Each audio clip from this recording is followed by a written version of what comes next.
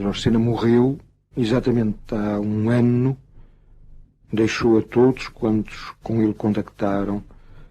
uma sensação de saudade, de irremediável, de revolta também. Era um homem de menos de 60 anos, que tinha uma longa, longa obra feita e uma longa, mais longa ainda, obra projetada. É sempre injusta a morte quando cai sobre artistas, poetas, criadores. No caso de Jorge Sena, mais do que triste, foi uma traição que ela fez a um homem que tanto contou com a vida, que tanto pela vida se bateu e que em Portugal primeiro, depois num exílio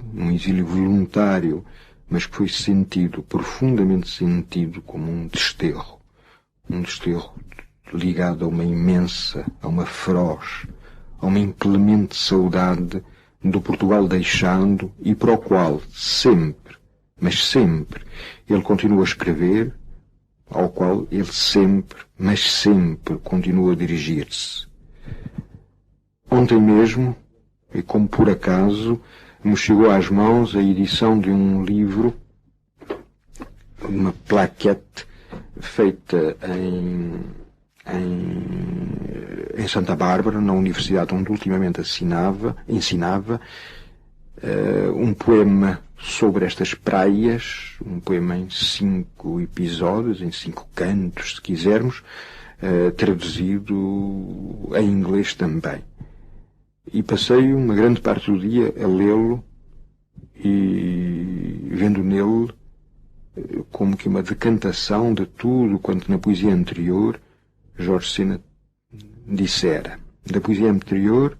que eu comecei a ler muito cedo, logo que apareceu A Coroa da Terra, e logo que eu próprio contribuí para a edição da Pedra Filosofal. Porque Jorge Sena, para mim, é também uma memória de tempos há muito passados, nos anos 40, durante 30 anos, ele me acompanhou e eu o acompanhei, em Lisboa primeiro, depois nas várias vezes que com ele voltei a encontrar-me no Brasil. Jorge Sena foi um colaborador de uma revista minha de anos atrás, chamada Unicórnio, o colaborador constante, aquele para que sempre se podia apelar, e foi, antes de o conhecer, o homem que no Mundo Literário, um semanário publicado em 1946-47, me pareceu sempre encarregado de escrever os artigos mais difíceis naquele momento da vida portuguesa. E agora mesmo vejo um romance dele, um romance há muito anunciado, chamado Monte Cativo, que tem que ver com a sua experiência do Porto onde ele estudou, do Porto que foi uma segunda cidade natal para ele.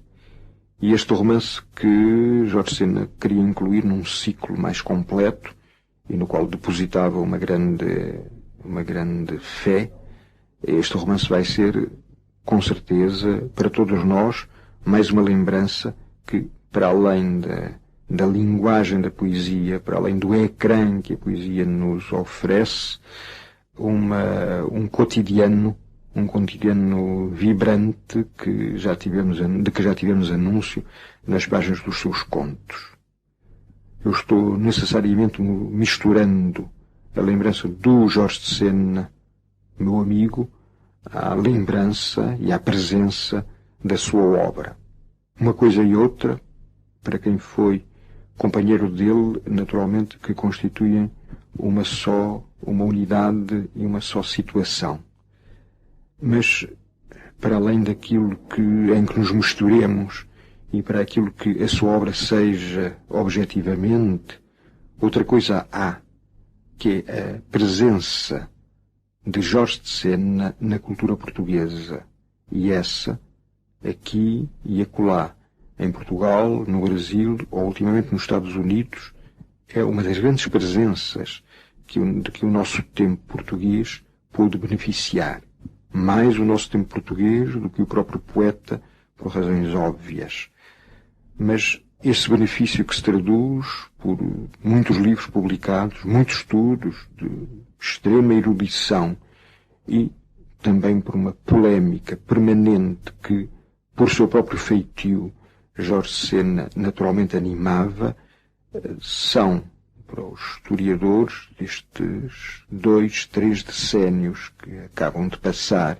e para aqueles que mais tarde, sobre este nosso tempo, venham a debruçar-se, um indício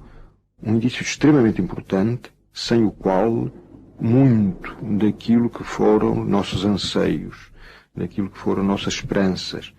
daquilo que foram nossos dramas, daquilo que foram, em suma, umas vivências aflitas,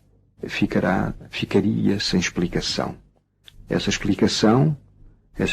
está livro a livro na obra de Jorge Sena, está no seu próprio destino de poeta, está naquilo que, uma vez escrevi, ainda há pouco disse, nessa imensa, feroz, inclemente saudade que ele teve de Portugal e que todos nós, e os jovens sobretudo que o leem hoje pela primeira vez, podem ter dele já numa situação quase que mítica, na qual os grandes poetas, como Camões, como Fernando Pessoa, como Jorge de Sena, vivem na memória possível do tempo.